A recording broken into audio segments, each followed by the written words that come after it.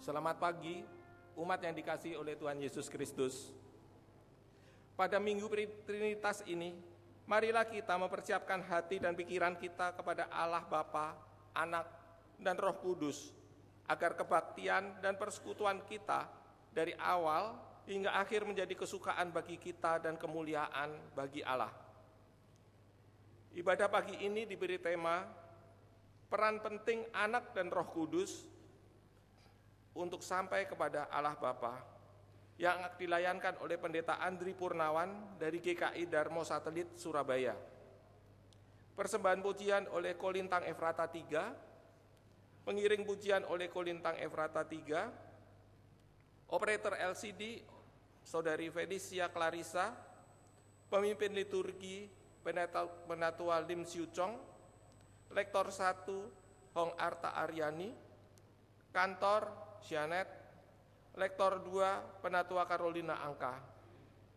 Majelis Jemaat mengucapkan terima kasih atas pelayanannya. Tuhan memberkati pelayanan saudara semuanya. Sesuai dengan jadwal pertukaran penatua yang diatur oleh Badan Pekerja Majelis Klasis GKI Klasis Jakarta Utara, hari ini turut melayani di GKI Samanhudi penatua dari GKI Seroja dalam diri Penatua Suparno, Penatua Leo,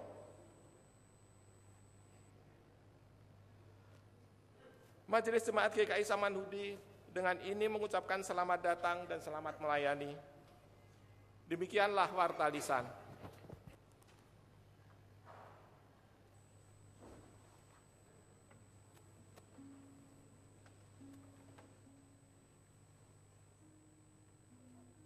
Selamat pagi Bu Dede, lagi nunggu Niko, belum selesai ya sekolah minggunya?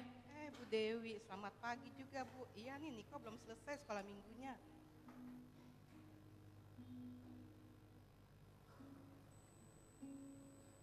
Nah, tuh Nikonya udah keluar tuh.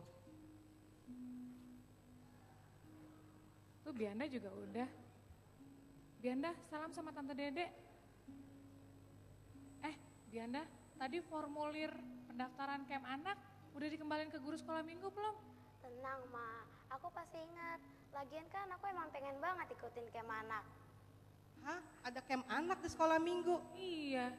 Niko, kamu tahu nggak kalau ada camp anak? Kamu nih kalau ada apa-apa tidak bilang orang tua.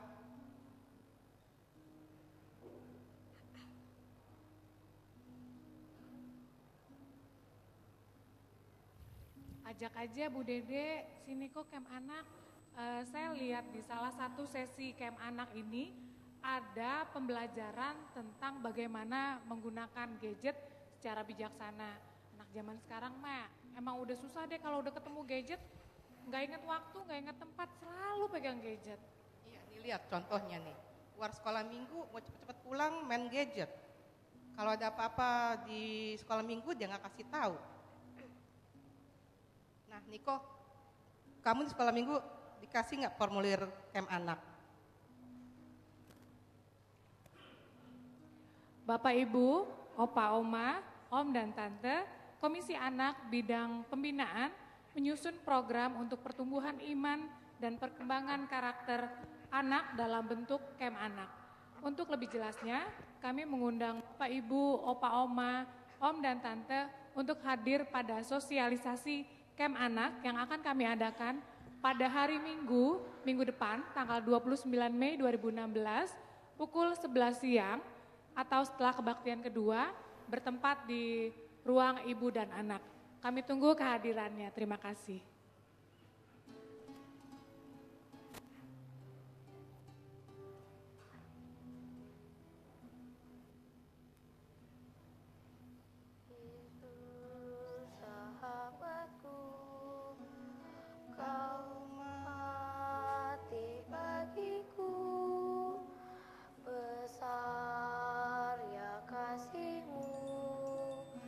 Sahabat dan Tuhan.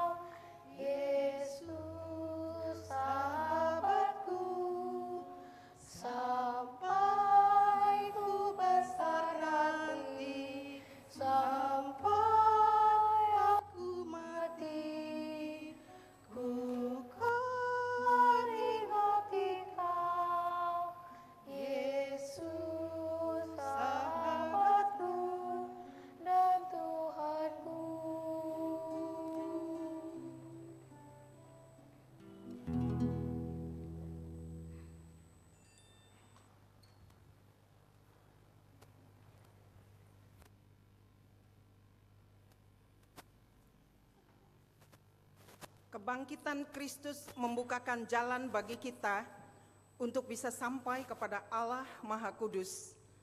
Di dalamnya ada pengampunan dan pengharapan. Dan lewat penyertaan Roh Kudus, kita pun dikuatkan dan dimampukan untuk menjadi seorang yang Tuhan inginkan. Roh Kudus adalah penolong sejati kita. Terpujilah Allah sebab kasih-Nya sungguh nyata atas kita. Terpujilah Kristus yang memberikan jalan keselamatan bagi kita. Terpujilah Roh Kudus yang senantiasa menuntun dan menghibur kita. Mari muliakan Dia.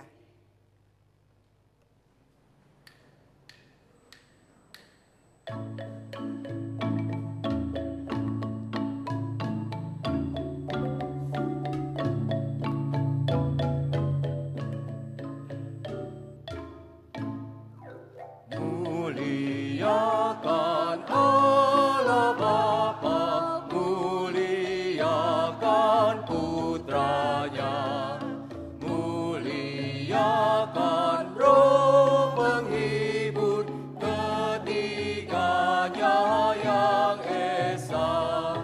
Haleluya, puji Dia, kini dan selamanya.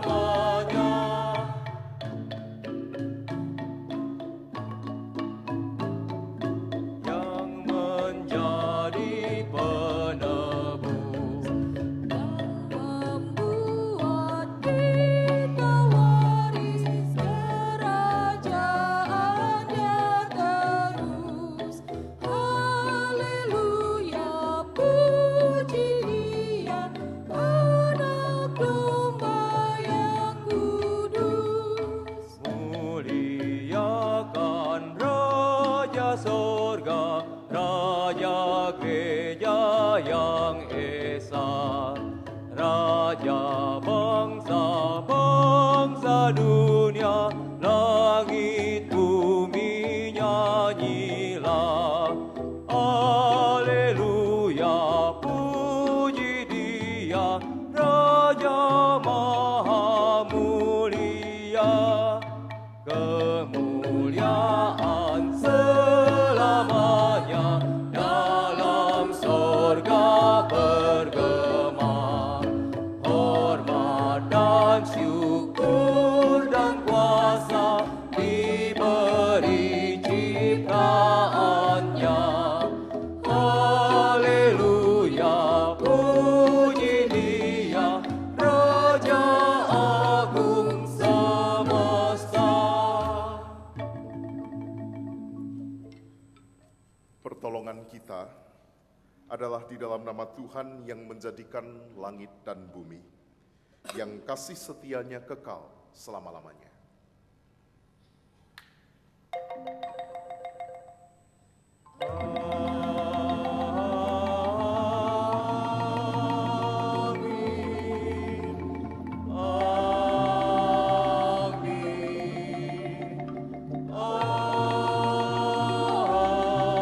Amin.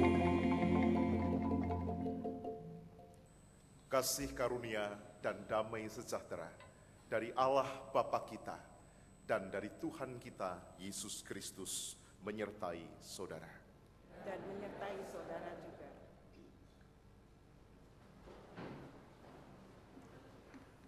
Kita bersyukur di dalam Kristus kita mampu mengenal kasih Allah atas dunia.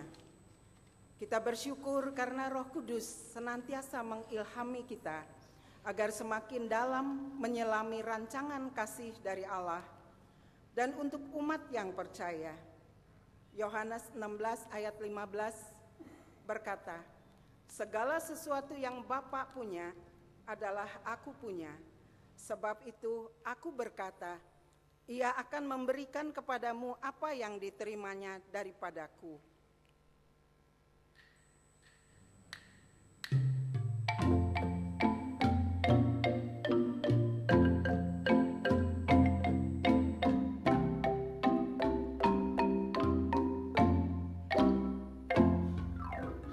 Bapa, Anak, dan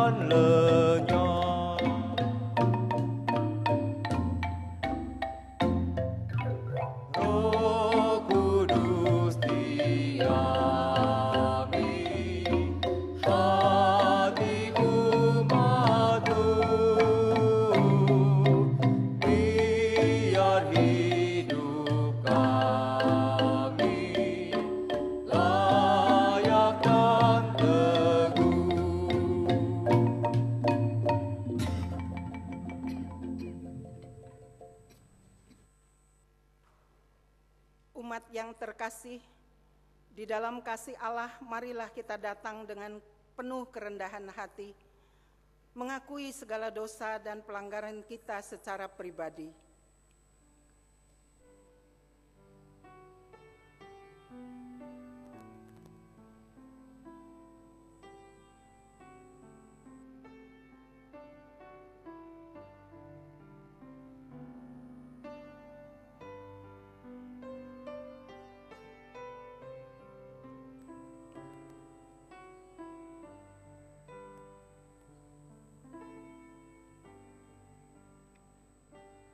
Ya Allah, di dalam kehidupan ini, kami seringkali mengabaikan kasih-Mu. Padahal kasih-Mu sangatlah cukup untuk kami umat-Mu.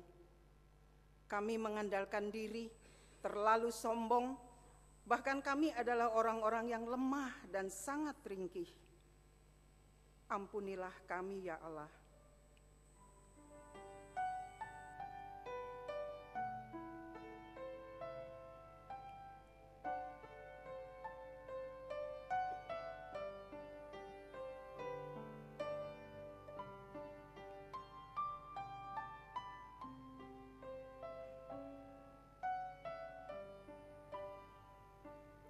Ya Kristus, dalam menjalani kehidupan, kami seringkali mengabaikan Engkau, Sang Perintis keselamatan. Begitu besarnya pengorbanan dan panjangnya jalan yang Engkau tempuh untuk menebus kami. Tetapi sering sikap kami dan perilaku kami mencerminkan bukan seperti orang tebusan. Pada satu ketika, kami justru adalah orang-orang yang juga ikut menyalibkan. Kasihanilah kami ya Kristus.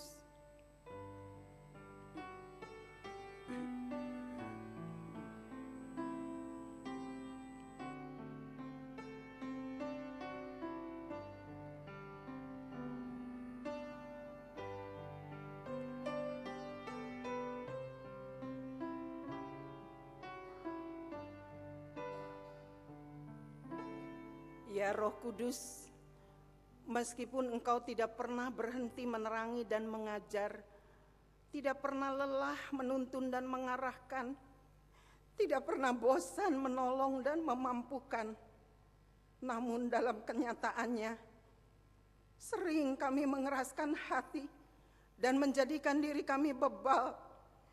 Kami seperti orang-orang yang tidak mau belajar, mengikuti jalan dan ambisi pribadi yang justru menyesatkan.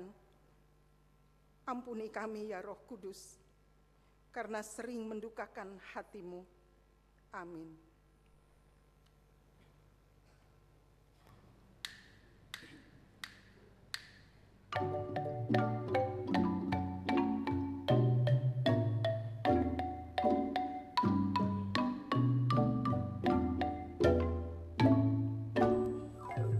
Tuhan Allah, janganlah Kau menghukum aku.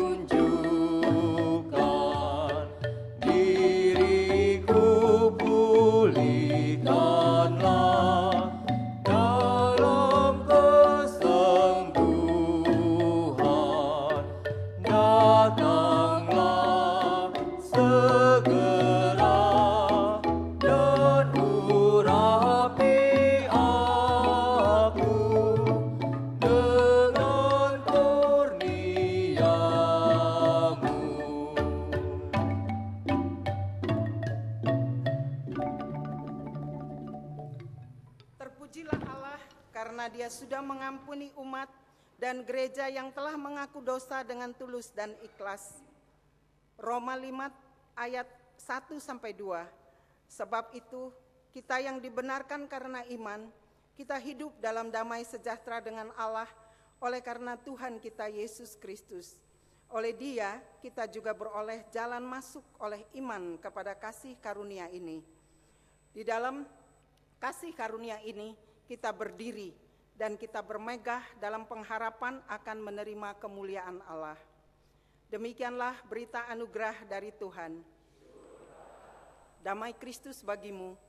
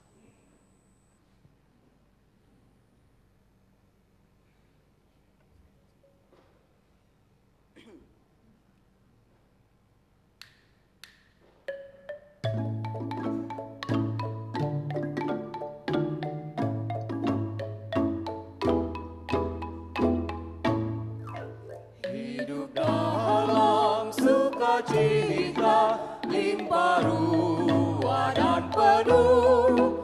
Roh penghibur sudah datang, tinggal dalam hatiku. Sungguh indahlah, sungguh ajaiblah, dan hatiku pun lega.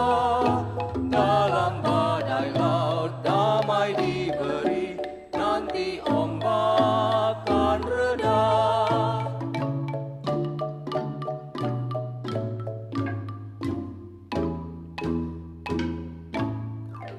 Hidup baru, kesenangan sudah diberikannya. Keraguan, kesedihan pun dihapus olehnya. Sungguh indahlah, sungguh ajaiblah, dan hatiku pun lega. Dalam badai laut damai diberi, nanti ombak akan reda.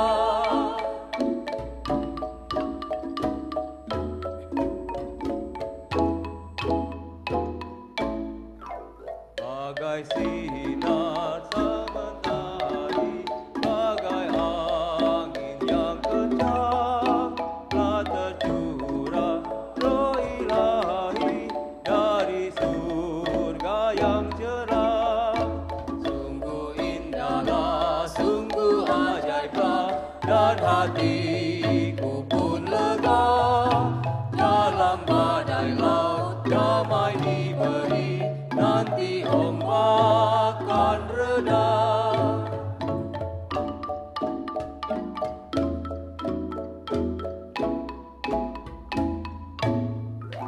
Lihat dua kebenaran, tampak indah berseri.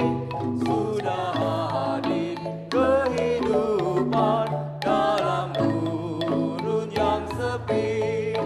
Sungguh indahlah, sungguh ajaiblah, dan hatiku pun lega. Dalam badai laut damai diberi, nanti ombak akan reda.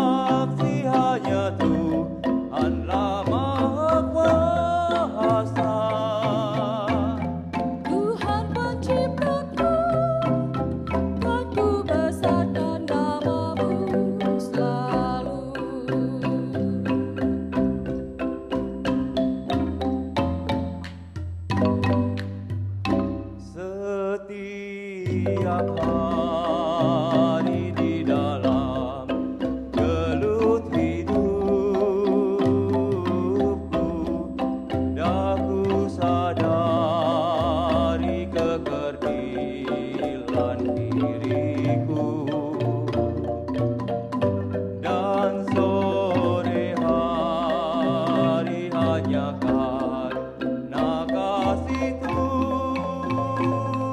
Tuhan, aku melihat lagi matahari terbenam.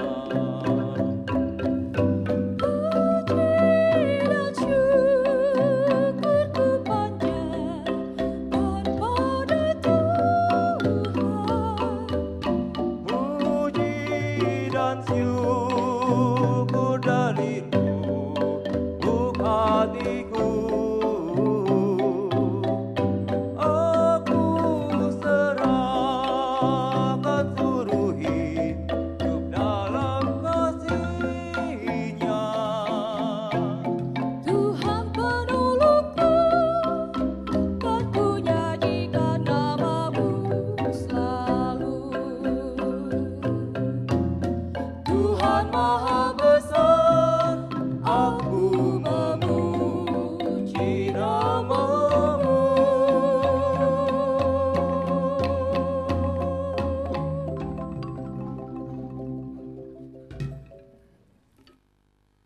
Mari kita siapkan hati bagi pembacaan dan pewartaan sabda di dalam doa.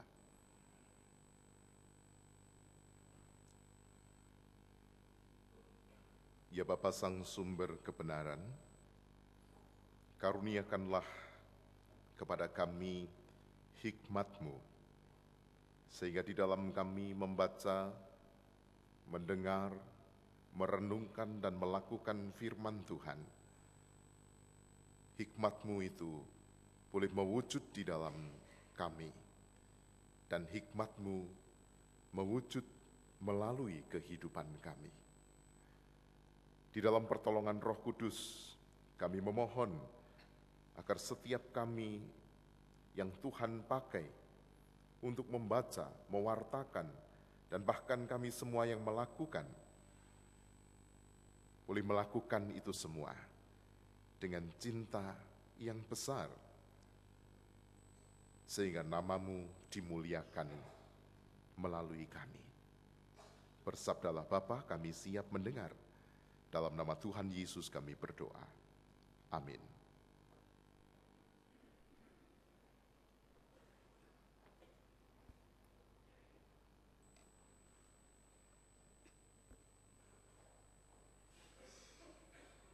Amsal 8 ayat 1 hingga ayatnya yang keempat, dilanjutkan dengan ayat 22 hingga ayatnya yang ke-31.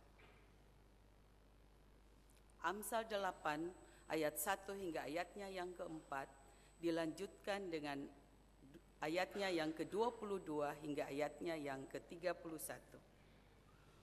Bukankah hikmat berseru-seru dan kepandaian memperdengarkan suaranya? Di atas tempat-tempat yang tinggi di tepi jalan, di persimpangan jalan-jalan, di sanalah ia berdiri. Di samping pintu-pintu gerbang di depan kota, pada jalan masuk ia berseru dengan nyaring. Hai para pria, kepadamulah aku berseru, kepada anak-anak manusia kutujukan suaraku. Tuhan telah menciptakan aku sebagai permulaan pekerjaannya dan sebagai perbuatannya yang pertama-tama dahulu kala.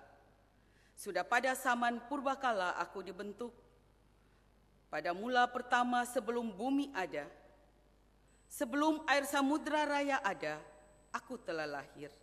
Sebelum ada sumber-sumber yang syarat dengan air, sebelum gunung-gunung tertanam, dan lebih dahulu daripada bukit-bukit, aku telah lahir. Sebelum ia membuat bumi dengan padang-padangnya atau debu daratan yang pertama. Ketika ia mempersiapkan langit, aku di sana.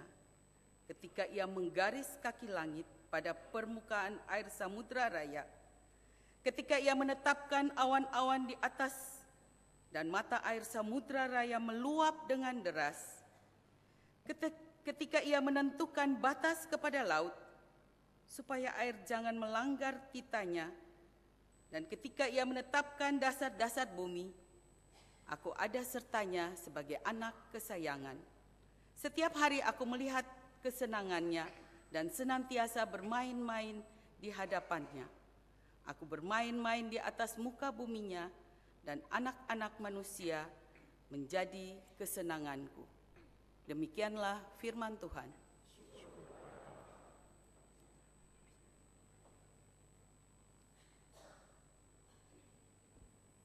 Mazmur 8.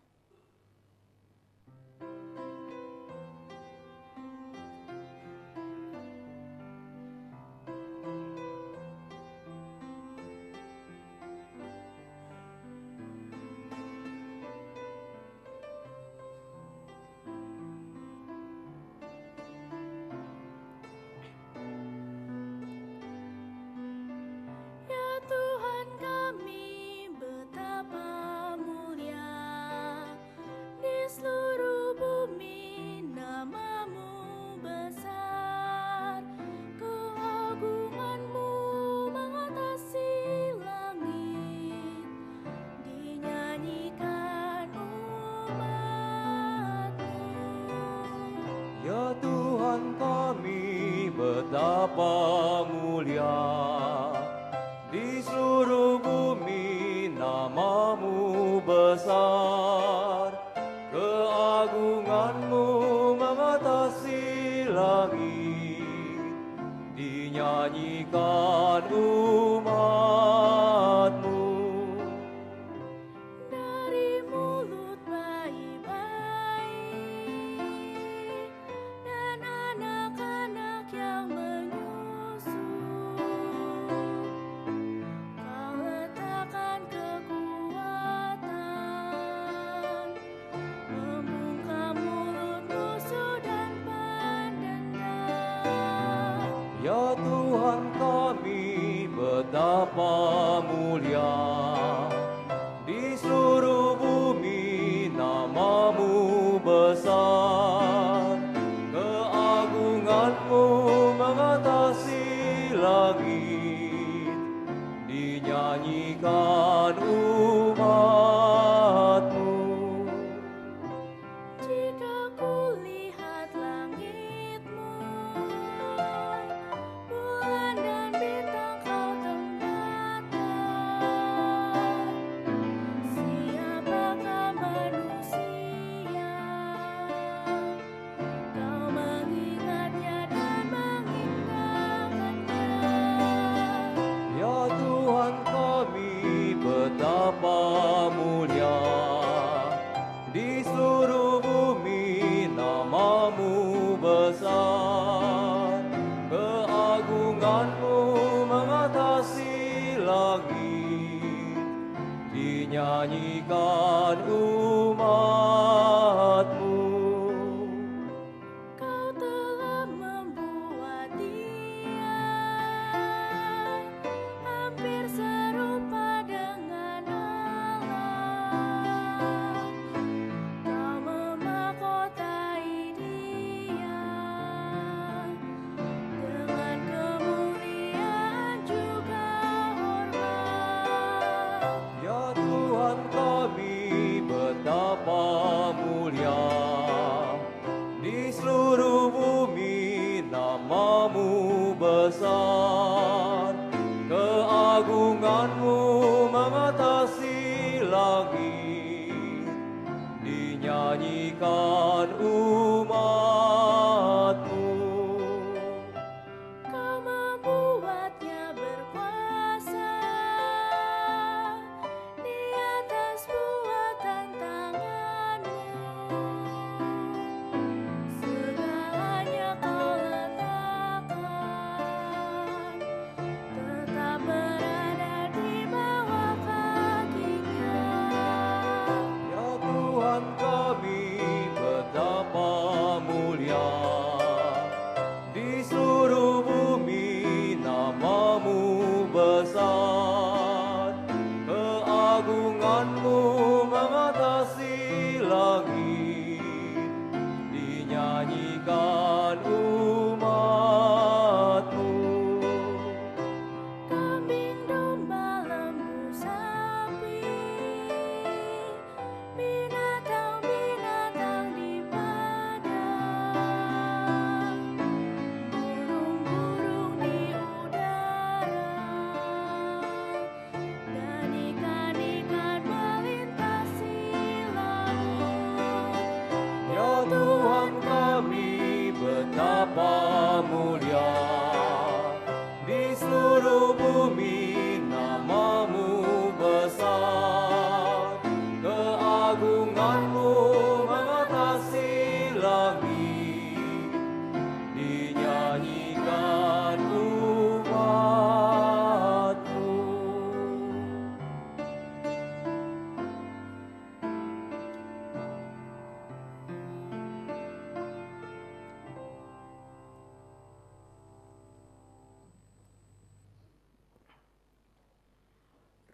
Roma 5 ayat 1 sampai dengan 5. Roma 5 ayat 1 sampai dengan 5. Sebab itu, kita yang dibenarkan karena iman, kita hidup dalam damai sejahtera dengan Allah dan oleh karena Tuhan kita, Yesus Kristus.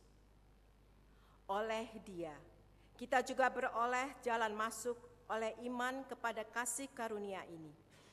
Di dalam kasih karunia ini, kita berdiri dan kita bermegah dalam pengharapan akan menerima kemuliaan Allah. Dan bukan hanya itu saja, kita malah bermegah juga dalam kesengsaraan kita, karena kita tahu bahwa kesengsaraan itu menimbulkan ketekunan, dan ketekunan menimbulkan tahan uji, dan tahan uji menimbulkan pengharapan. Dan pengharapan tidak mengecewakan, karena kasih Allah telah dicurahkan di dalam hati kita oleh Roh Kudus yang telah dikaruniakan kepada kita. Demikianlah firman Tuhan.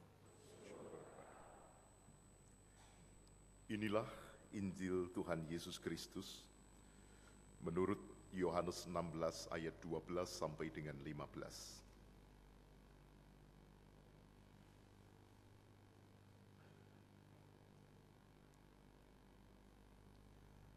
Masih banyak hal yang harus kukatakan kepadamu, tetapi sekarang kamu belum dapat menanggungnya. Tetapi apabila Ia datang, yaitu Roh kebenaran, Ia akan memimpin kamu ke dalam seluruh kebenaran. Sebab Ia tidak akan berkata-kata dari dirinya sendiri, tetapi segala sesuatu yang didengarnya, itulah yang akan dikatakannya, dan Ia akan memberitakan kepadamu hal-hal yang akan datang. Ia akan memuliakan Aku, sebab Ia akan memberitakan kepadamu apa yang diterimanya daripadaku. Segala sesuatu yang Bapa punya adalah Aku punya, sebab itu Aku berkata, Ia akan memberitakan kepadamu apa yang diterimanya daripadaku. Demikianlah Injil Tuhan Yesus Kristus. Berbahagialah mereka yang mendengarkan firman Tuhan dan memeliharanya. Haleluya.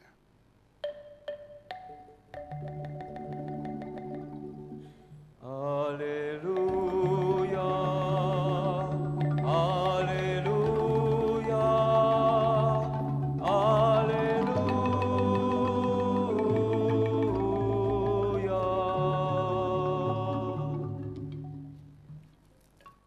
Peran penting Anak dan Roh Kudus untuk sampai kepada Allah Bapa akan menjadi tema di Minggu Trinitas ini. Saudara kekasih Tuhan, manusia adalah makhluk berhitung. Manusia adalah makhluk berhitung. Kita semua selalu berhitung. Sejak melek mata, membuka mata, bangun di pagi hari, apa yang Bapak, Ibu, dan saudara lakukan? Melihat jam, menghitung waktu.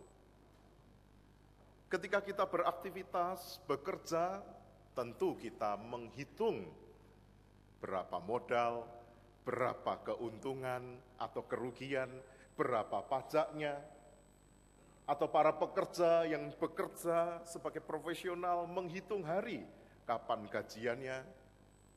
Anak-anak sekolah menghitung nilai. Guru-guru dan para dosen juga menghitung kredit semester. Dan bahkan gereja pun tidak lepas dari aktivitas hitung-menghitung. Tanyakan saja pada para penatua atau majelis jemaat. Setiap minggu mereka selalu menghitung berapa banyak jumlah saudara yang datang.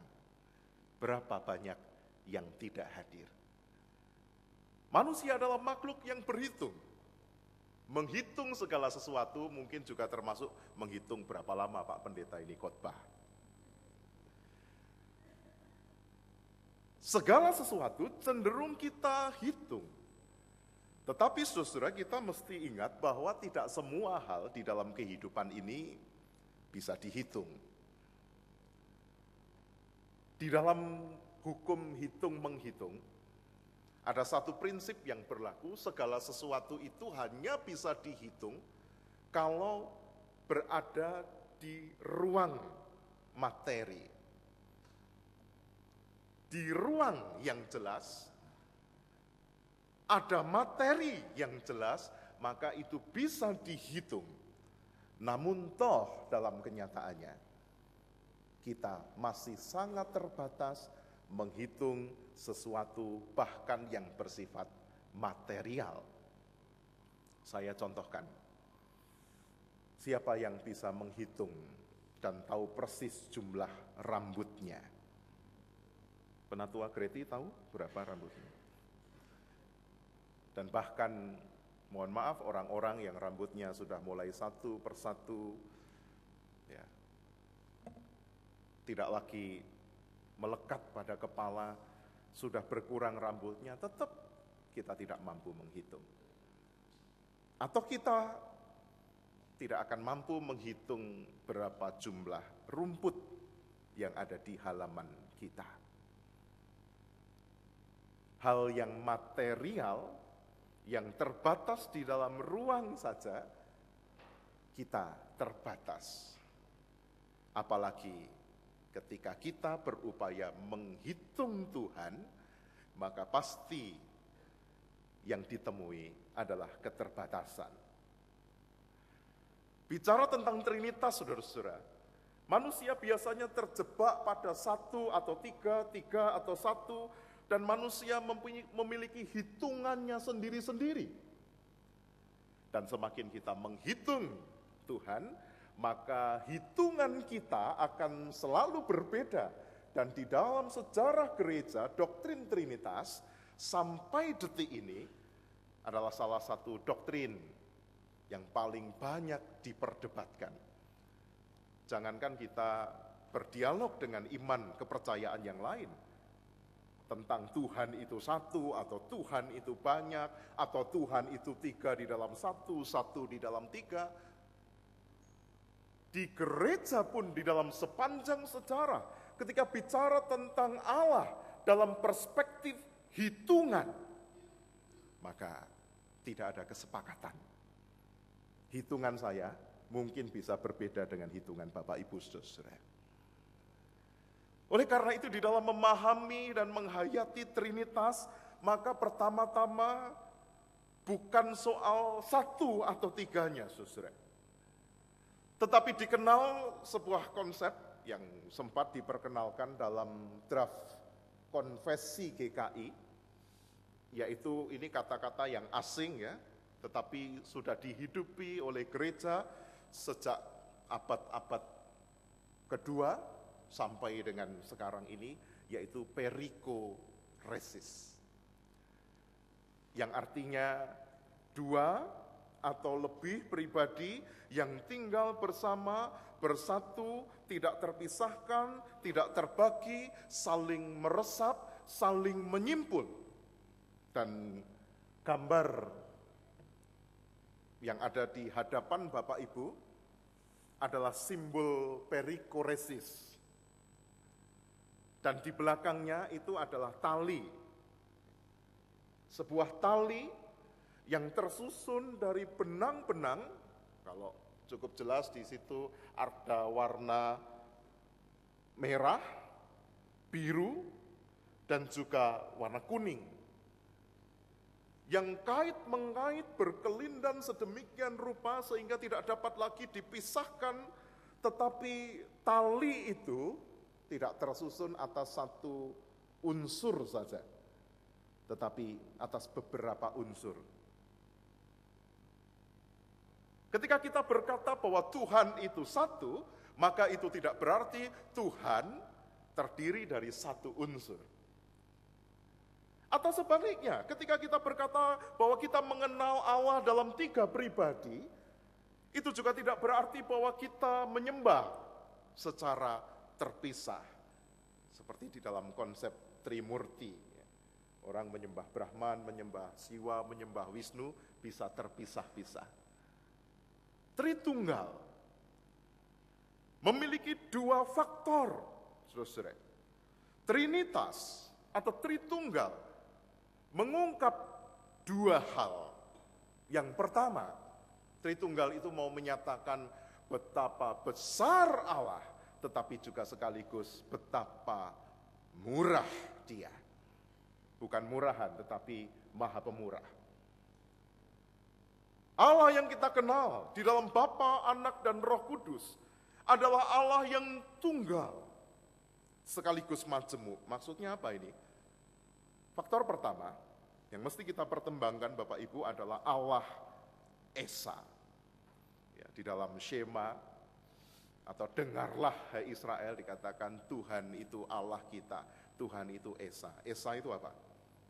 Esa itu bukan satu. Esa itu bukan satu.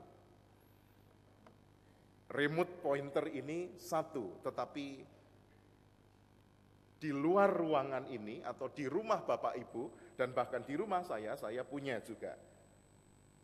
Ini satu, tetapi masih banyak yang lain. Esa itu bukan satu, tetapi Esa itu adalah satu-satunya. Tidak ada yang lain. Tidak ada duanya. Tidak tertandingi. Tidak tersaingi. Satu-satunya. Kalau dalam perikoresis tadi arti harafiahnya adalah melingkupi, Allah itu melingkupi kehidupan. Tidak ada satupun kehidupan saudara yang bersumber dari selain Allah. Hanya Dia sumber segala sesuatu. Oleh Dia segala sesuatu terjadi, dan bagi kemuliaannya segala sesuatu akan berakhir. Tentu kita setuju dengan itu. Adakah yang tidak setuju bahwa Allah itu satu-satunya? Ia satu-satunya, oleh karena itu Ia terlalu besar untuk dimonopoli oleh satu bangsa atau bahkan satu kepercayaan atau pemahaman manusia. Sebab apa saudara, manusia terbatas, ngitung rambut saja tidak bisa kok mau memonopoli Allah yang satu-satunya itu. Ia terlalu besar untuk dipahami dengan perspektif tertentu saja. Dengan doktrin tertentu saja, karena doktrin-doktrin pada hakikatnya dirumuskan oleh manusia yang terbatas. Dan kasih-Nya terlalu besar untuk saya atau saudara-saudara klaim bahwa Tuhan itu mengasihiku dan tidak mengasihi orang lain. Oleh karena itu Tuhan Yesus mengatakan,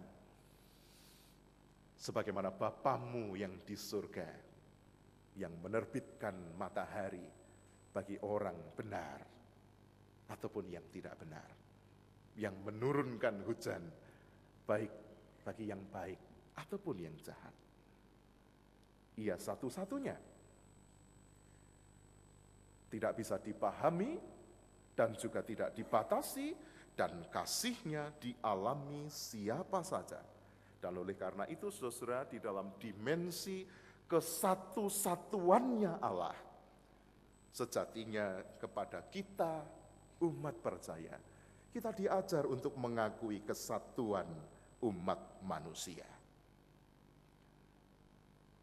Saya diciptakan Allah, mereka diciptakan Allah. Saya dihidupi Allah, mereka dihidupi Allah. Oleh karena itu segala bentuk diskriminasi atau pembeda-bedaan, ini dikasih Allah, itu dibenci Allah, ini diselamatkan Allah, itu dihukum Allah, dan kita bersiteguh dengan konsep itu adalah sebuah bentuk perlawanan terhadap keyakinan bahwa Allah itu satu-satunya. Dimensi yang kedua saudara, di dalam Trinitas adalah walau satu-satunya,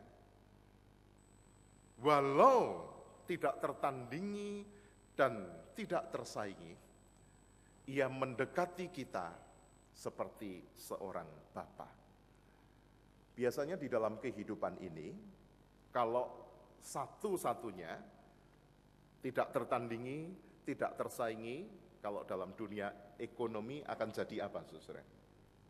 Monopoli. Berapapun harga premium atau solar atau Pertamax, saudara-saudara pasti akan beli karena bahan bakar itu hanya diproduksi oleh Pertamina. Dan berapapun harga yang ditetapkannya, orang pasti beli. Mau dinaikkan, mau diturunkan, mau digratiskan, kita hanya bisa berpasrah. Satu-satunya itu rawan monopoli. Satu-satunya rawan absolutisme. Satu-satunya membuat manusia tidak punya posisi tawar sekalipun. Apa yang digariskan, manusia harus menurutinya. Tetapi meski Allah itu satu-satunya, Ia tidak mendekati kita dengan pendekatan kekuasaan, pendekatan otoritarian, tetapi Ia mendekati kita sebagai atau seperti seorang bapa. Ini adalah pendekatan apa, Pak? Kekeluargaan. Dia bisa memutuskan segala sesuatu sendiri hanya dengan sabdanya, hanya dengan menjentikkan tangannya, tetapi Ia menggunakan pendekatan kekeluargaan. Ia memberi kita kehidupan, Ia memelihara kita, memberkati kita, mendidik kita, membentuk kita, merancangkan masa depan kita di dalam ikatan perjanjian. Semestinya Allah tidak perlu menggunakan pendekatan seperti itu. Tetapi Allah menyapa manusia di dalam ikatan perjanjian. Ia memberikan hukumnya dan memberi kesempatan bagi manusia untuk meresponinya bukan dengan pendekatan absolut, tetapi Ia adalah Bapa yang mendidik, yang mengampuni, yang bila kita jatuh, kita akan ditopang. Dan sampai dengan detik ini, Ia tetap Bapa kita.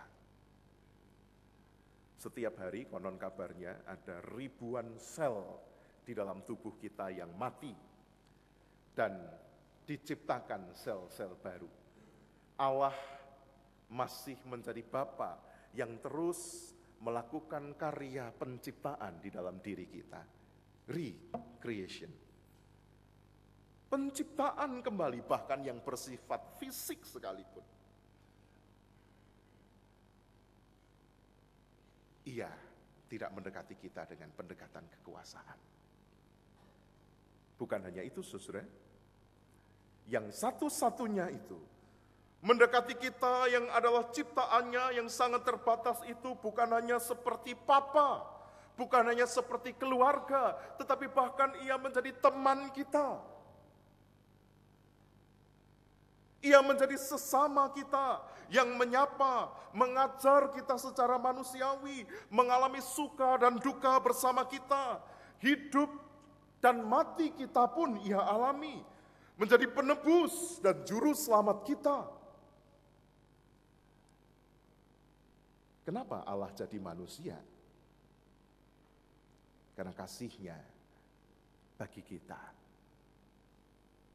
Ia bisa menyelamatkan kita dengan sabdanya, tetapi Ia memilih mendekatkan diri kepada kita dan menjadi kawan bagi kita.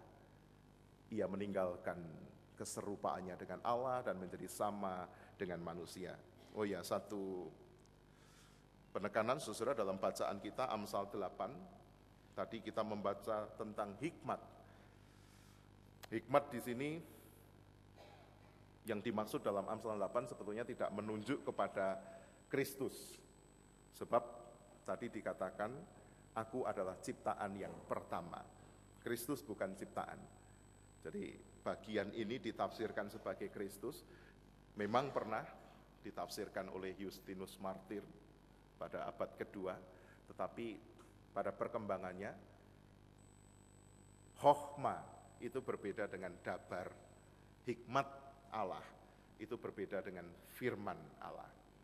Kalau dalam Injil Yohanes, kita mengenalnya dengan firman, itu logos bahasa Yunaninya.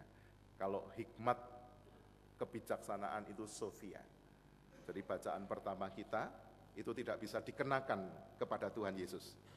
Itu hanya tafsiran atau interpretasi saja. Saya kembali. Allah yang satu-satunya bahkan menjadi sesama kita, menyapa, mengajar secara manusiawi, mengalami suka duka, hidup mati, menjadi penebus dan juru selamat kita, dan bukan hanya itu saja, Ia mendekati kita sebagai penolong. Yang di samping kita, Parakletos, bahkan di dalam diri kita sendiri, berbicara melalui hati nurani kita, Allah menjadi satu dengan manusia, sehingga kita dapat beriman, bersandar penuh kepadanya, merasakan penyertaannya di setiap saat dan sepanjang hidup kita. Pertanyaannya, Allah manakah yang dikenal oleh umat manusia, yang mau mendekati ciptaannya dengan pendekatan kekeluargaan, solidaritas, dan persekutuan, yaitu Bapa, Anak, dan Roh Kudus. Tritunggal, Trinitas. Oleh karena itu, saudara-saudara, jika yang tak tertandingi dan tak tersaingi itu memakai pendekatan kekeluargaan, kesetiakawanan, persekutuan, Bapa, Putra, Roh, maka sejatinya setiap orang yang percaya kepada Allah juga harus memakai pendekatan yang sama di dalam kehidupannya. Kalau tema kita peran penting Anak dan Roh Kudus kepada Allah Bapa, itu mau menunjukkan apa sih? Kepada kita ditegaskan pernyataan Allah bahwa yang maha besar, yang satu-satunya, yang tak tertandingi, yang tak tersaingi itu menggunakan pendekatan kekeluargaan, kesetiakawanan, persekutuan, bukan pendekatan kekuasaan, bukan pendekatan kekerasan. Oleh karena itu setiap orang yang percaya kepada Allah, Bapa, Putra, Roh Kudus, juga tidak akan menggunakan pendekatan kekuasaan, pendekatan kekerasan, pendekatan pemaksaan di dalam hidupnya. Saudara-saudara bisa melihat ya, betapa doktrin Tritunggal ini punya sebuah konsekuensi etis. Kalau orang Kristen suka maksa, suka mentang-mentang, suka apa? Ya sudah, kalau you enggak ikut saya, silahkan keluar. Itu bukan pendekatan Allah. Itu mengingkari ketritunggalan. Kalau you enggak mau ikut saya, you enggak selamat. Itu bukan pendekatan Allah. Saudara-saudara, akhir-akhir ini kita mendengar berita-berita pemerkosaan yang bermuara pada pembunuhan sadis. Dan dalam situasi yang seperti itu biasanya kita hanya bisa mengelus dada atau kita mengutuk, dan beberapa yang lain menggunakan pendekatan yang legalistik. Hukum kebiri, hukum mati, hukum seberat-beratnya. Tapi saudara-saudara, kita mesti sadar bahwa meski pendekatan hukum itu diperlukan, tetapi pendekatan legalistik itu tidak pernah mencukupi. Sehingga di dalam kehidupan kita, kalau kita itu legalistik, berpikir berdasarkan apa yang boleh dan tidak boleh, itu sangat tidak mencukupi di dalam kehidupan ini. Biasanya kan orang bertanya, Pak boleh enggak ini? Pak boleh enggak itu? Hukumnya seperti apa? Oh ya, itu penting, tetapi itu sama sekali tidak mencukupi. Kenapa saudara? Dalam konteks isu atau berita kejahatan-kejahatan pemerkosaan yang berbuah atau bermuara pembunuhan sadis, kita melihat meski dihukum, Hukum hanya bisa dijalankan setelah kejadian. Setelah korban menderita, pelaku baru dihukum. Artinya, kalau belum menderita, tidak boleh dihukum. Setelah semuanya terenggut, kehilangan nyawa, kehilangan masa depan, baru boleh dihukum. Maka pendekatan hukum tidak cukup, saudara. Dan saya yakin para ahli hukum pun sepakat dengan itu. Atau biasanya kita mendekati berita-berita, bertolak atau belajar berefleksi dari peristiwa pemerkosaan dan pembunuhan itu dengan pendekatan yang moralistik, yang mengutuk bahwa perilaku itu tidak dibenarkan Allah, atau di sisi lain kemudian kita menyalahkan para korban, dan kemudian muncul seruan-seruan moral para perempuan harus dipaksa menutupi tubuhnya, tidak boleh kelihatan rambutnya, tidak boleh berdandan apa yang dipandang trendy sesuai dengan gaya berbusana masa kini, tidak boleh bergerak kemana-mana, tidak boleh pulang malam, tidak boleh pergi sendirian, tidak boleh bekerja melampaui jam tertentu. Pendekatan moralistik yang justru menambah perih kehidupan. Dalam hidup ini kan selalu begitu. Kalau tidak legalistik, kita kemudian moralistik. Kalau sudah begitu, saudara-saudara, sejatinya yang terjadi di dalam kehidupan kita, pola pikir kita bukanlah pola pikir yang trinitas. Ini boleh, ini tidak boleh, you mesti nurut. Ini bermoral, itu tidak bermoral. Ini baik, ini tidak baik.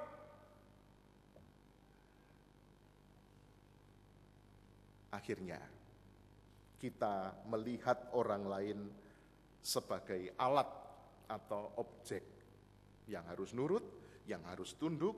Manusia adalah alat produksi. Pegawai saya harus mencapai ini. Oleh karena itu harus tunduk di dalam sistem, semua orang harus di sistem baik untuk mendatangkan kehidupan. Tetapi ketika sistem menjadi Tuhan, maka manusia pada saat itu juga menjadi alat, dan itu mengingkari jati diri manusia. Sebab Tuhan pun tidak pernah memperalat manusia. Manusia bukan sumber daya untuk menjadikan Tuhan sukses. Manusia bukan alat untuk meraih semuanya, termasuk alat pemuas bagi banyak orang. Sebab manusia dikasihi Tuhan. Dan saudara-saudara, kaitannya dengan isu perkosaan tadi, sebetulnya persoalan utama kita adalah pada budaya yang tidak mendekati manusia dengan pendekatan kekeluargaan, solidaritas, dan persekutuan. Yang bersalah sejatinya bukan hanya para pemerkosa, tetapi juga saya dan saudara-saudara. Karena kita terbiasa membangun budaya masyarakat pemerkosa. Kita terbiasa membangun budaya masyarakat pemerkosa. Masyarakat yang suka memaksa. Masyarakat yang suka mengharuskan. Masyarakat yang mengedepankan pendidikan hafalan daripada pengertian dan berpikir kritis. Masyarakat yang gemar memaksa orang lain berperilaku tertentu atas dasar moralitas tradisional yang kita anggap agamis, tanpa ruang berpikir dengan akal sehat. Masyarakat yang mementingkan hasil dan nilai tanpa peduli proses. Dan masyarakat yang melihat perempuan sebagai makhluk kelas 2 yang mesti dipenjara supaya tidak mengundang nafsu birahi manusia lainnya. Ketika keluarga, gereja, masyarakat, menjadi orang-orang yang mendekati segala sesuatu dengan kekuasaan dan kekerasan, kita sudah menjadi masyarakat pemerkosa. Dan itu bukan pendekatan yang trinitaris, yang tak tertandingi, yang tak tersaingi. Mendekati kita sebagai Bapa, sebagai kawan sesama, dan persekutuan yang merangkul. Dan 3 hal ini kalau diringkaskan dalam satu kata, apa sih? Kasih. Kasih. Allah menjadi Bapa, Anak, dan Roh Kudus untuk menegaskan kasih-Nya. Dan kasih-Nya akan menjadi tetesan embun, menjadi oase di tengah padang gurun kehidupan yang penuh persaingan, kekuasaan, dan kekerasan. Bulan lalu, dunia sosial media dihebohkan dengan sebuah cerita yang ditulis oleh seorang bernama Firman Perdana. Ia mengalami sebuah pengalaman yang sangat menyentuh baginya. Di wall media sosialnya, dia menuliskan dengan kata-kata begini, Masya Allah, masih ada orang yang seperti itu pada masa kini. Peristiwanya berawal ketika ia makan soto ayam Madura di Cililitan, Jakarta Timur ya, Cililitan. Waktu itu ia makan soto ayam Madura, dan ketika ia makan datanglah seorang ibu dengan membawa 2 anak kecil, dan ibu itu bertanya, Pak, harga sotonya berapa? Bapak penjual soto Madura itu berkata, 10.000 Bu. Dan ibu itu dengan sangat ragu-ragu kemudian berkata, Pak, saya hanya punya uang 7.000. Bolehkah saya membeli soto Bapak? Tidak usah diberi ayam, tidak usah diberi isi yang lain, cukup nasi dan kuah saja. 2 mangkok saja Pak, untuk kedua anak saya. Lalu tukang soto itu berpikir sejenak dan kemudian ia mempersilahkan ibu itu duduk, dan tidak lama kemudian ia mengantarkan bukan 2 tetapi 3 mangkok soto. Bukan hanya nasi dan kuah, tetapi 3 mangkok soto dengan ukuran jumbo, dengan isi yang lengkap, dan diberikan kepada ibu dan 2 anak kecil itu. Ibu tersebut kaget dan tidak yakin apakah bapak tadi mendengar perkataannya, sehingga ia harus mengulangi, Pak maaf uang saya hanya 7.000. Oh iya enggak apa-apa, simpan saja uang ibu, makan saja. Apa yang dilihat oleh Firman Perdana itu begitu mengesankan dia. Kasih yang mengalir dengan spontan menjadi cerminan pendekatan kekeluargaan, solidaritas, tetapi juga sekaligus persekutuan. Namun ceritanya tidak berhenti di situ, saudara. 15 menit kemudian ketika ibu itu sudah selesai makan bersama dengan kedua anaknya, mereka mengucapkan terima kasih yang sangat meluap-luap dan mereka pamit. Ada seorang pemuda, Firman menulis, keturunan Tionghoa, yang dari tadi hanya duduk sambil main smartphone-nya, sambil memperhatikan ibu dan anak itu, berdiri mengeluarkan uang 100.000 dan membayar soto yang sudah ia makan. Ia berkata, Pak, saya pesan soto, es teh, dan kerupuk. Ini uangnya. Dan setelah itu, ia pergi begitu saja. Tukang soto itu segera memanggil anak muda tersebut. Koh, kebanyakan ini kembaliannya, masih banyak ini kembaliannya. Tetapi anak muda itu berkata, sudah Pak, ambil saja. Anggap aja buat bayar sotonya ibu dan 2 anak tadi. Dan anak muda ini mengendarai sepeda motor metiknya menembus gerimis yang mulai turun. Sebuah kesaksian yang tidak dibuat-buat, yang nyata, yang mengalir, kasih yang lahir dimanapun, akan senantiasa kompatibel, bersesuaian dengan pendekatan trinitaris. Oleh karena itu, jangan hilangkan kasih itu hanya dengan sistem. Tetapi dekatilah segala sesuatu dengan kasih.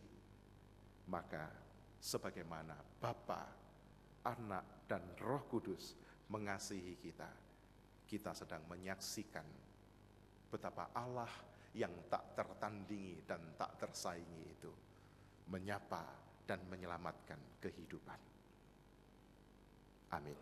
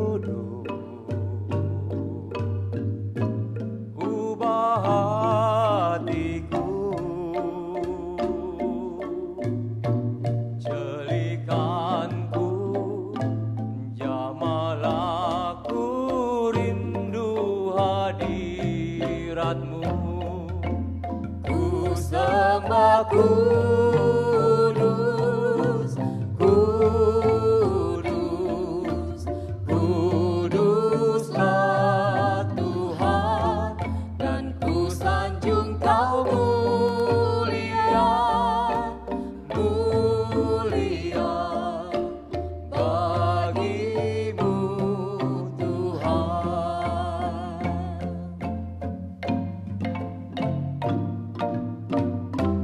Holy Spirit God, come and fill this place, for I long to know you more in a deeper way.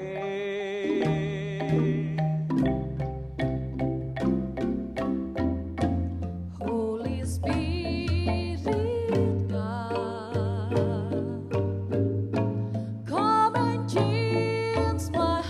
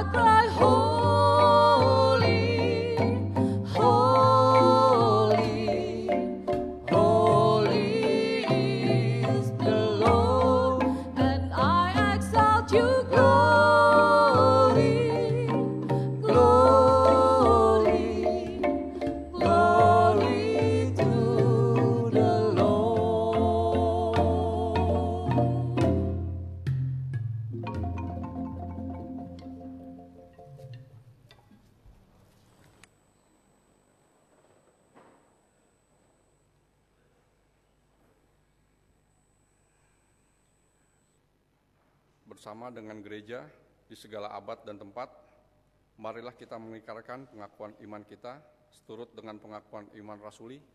Demikian, aku percaya kepada Allah, Bapa yang Maha Kuasa, Khalik langit dan bumi, dan kepada Yesus Kristus, anaknya yang tunggal Tuhan kita, yang dikandung dari Roh Kudus, lahir dari anak darah Maria, yang menderita sengsara di bawah pemerintahan Pontius Pilatus, disalibkan, mati dan dikuburkan, turun ke dalam kerajaan maut, pada hari yang ketiga, bangkit pula dari antara orang mati, naik ke sorga, duduk di sebelah kanan Allah, Bapa yang Maha Kuasa, dan dari sana Ia akan datang untuk menghakimi orang yang hidup dan yang mati.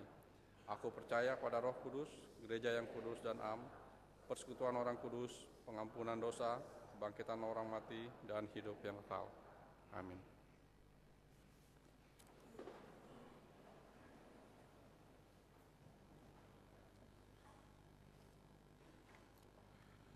Mari kita berdoa syafaat.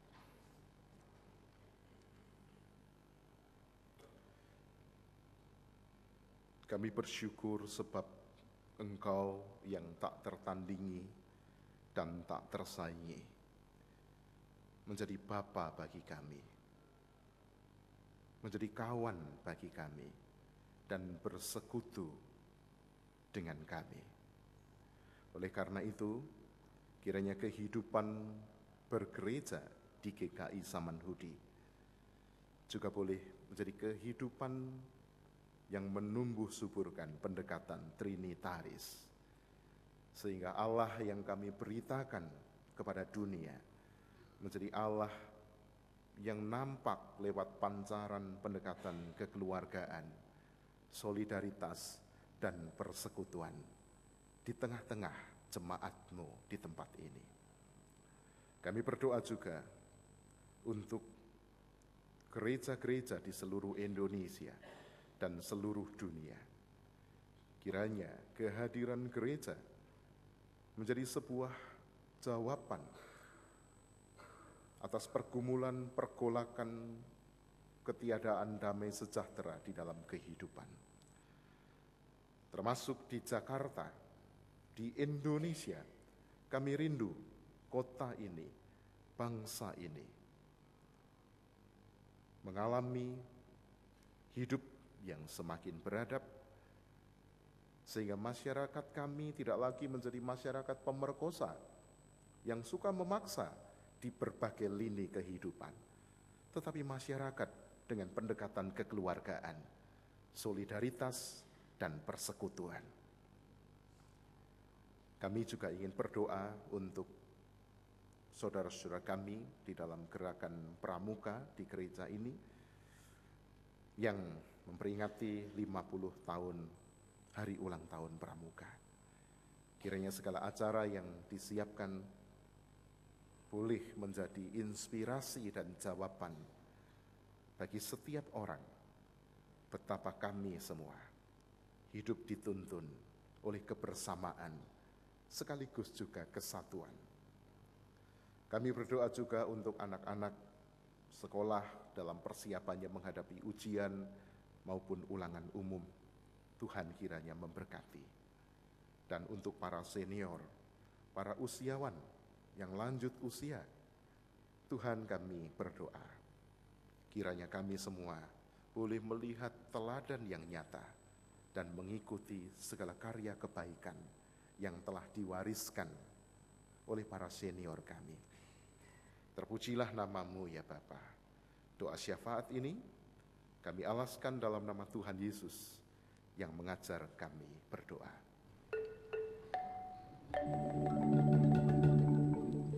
Bapa kami yang ada di sorga,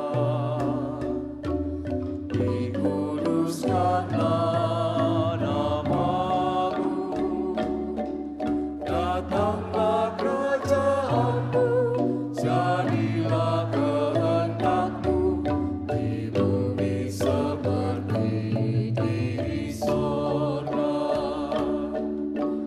Beri kami hari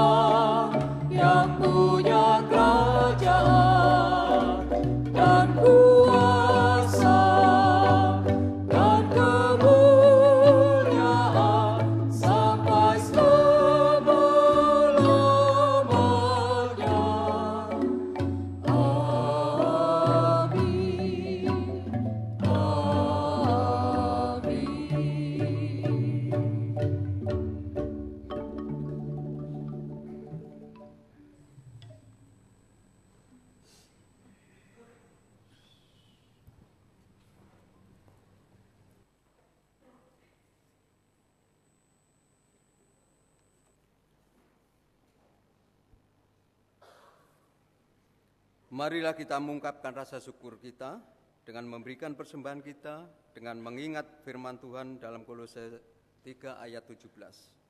Dan segala sesuatu yang kamu lakukan dengan perkataan atau perbuatan, lakukanlah semuanya itu dalam nama Tuhan Yesus, sambil mengungkap syukur oleh Dia kepada Allah Bapa kita. Selama bumi didiami.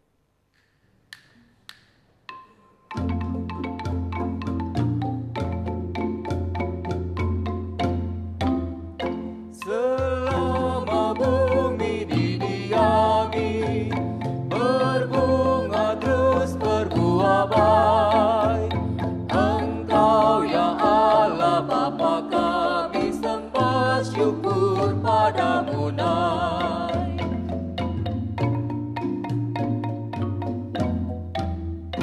Selama orang berbahasa dan bangsa-bangsa bertemu, sabda kasih-Mu berkuasa dan nama Yesus disebut.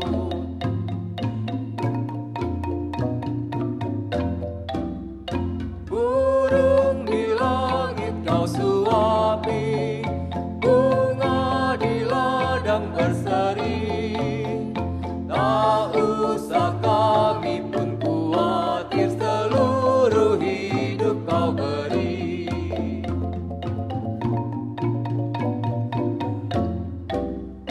Kaulah terang dan hidup kami, padamu maut menyerah. Kristuslah roti yang sorgawi dan kami jadi tubuhnya.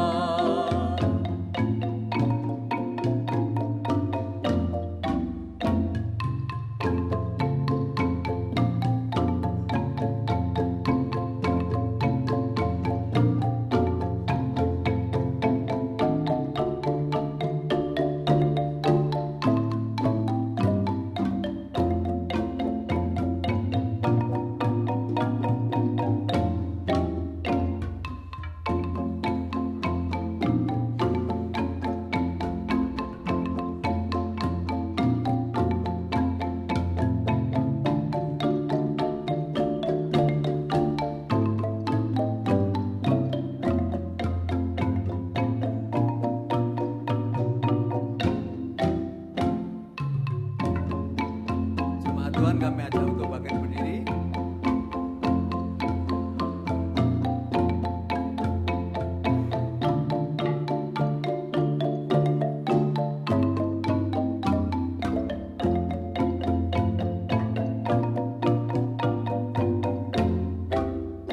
Patut sujud segala makhluk yang hidup dari tangan-Mu. Ya Bapa, oleh hadirat-Mu harapan anak-Mu teguh.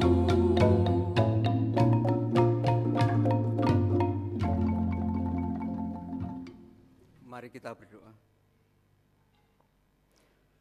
Tuhan, terima kasih untuk kesempatan pada hari ini. Kami masih diberi waktu ya Tuhan. Membawa persembahan kami di hadapan jemaat-Mu. Terimalah Tuhan dengan senang hati. Pakailah bagi kemuliaan-Mu di bumi ini.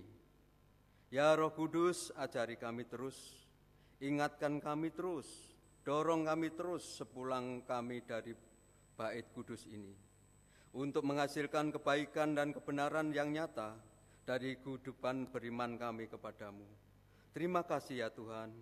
Inilah doa kami, di dalam nama Tuhan kami Yesus Kristus kami alaskan doa kami ini. Amin.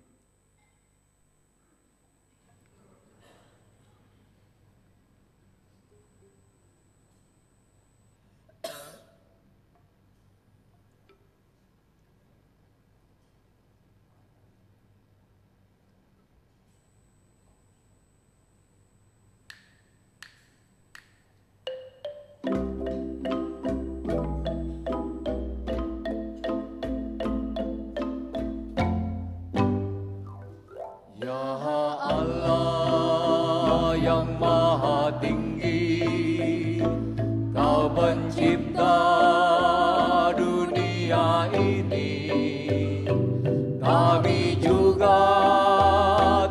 Tuhan ciptakan, agar Dikau tetap dipuji. Engkau Bapa yang memberkati tiap orang yang rendah hati. Tolonglah kami sekarang ini dan selamanya.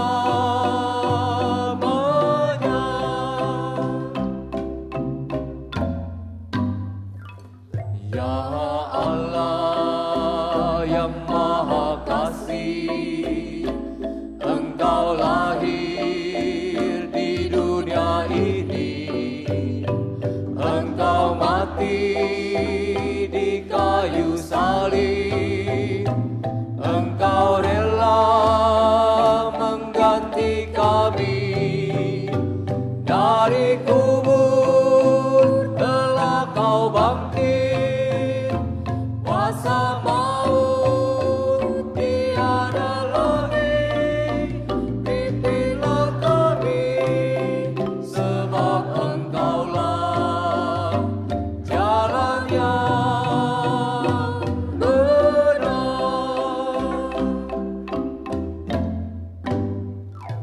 Ya Allah yang Maha Suci, Engkau turun ke dunia ini.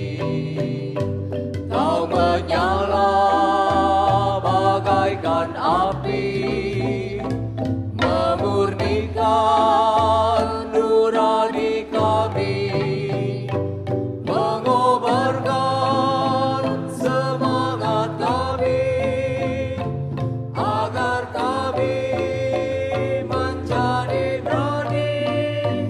Utuslah kami ke dunia ini dengan kuasa-Mu.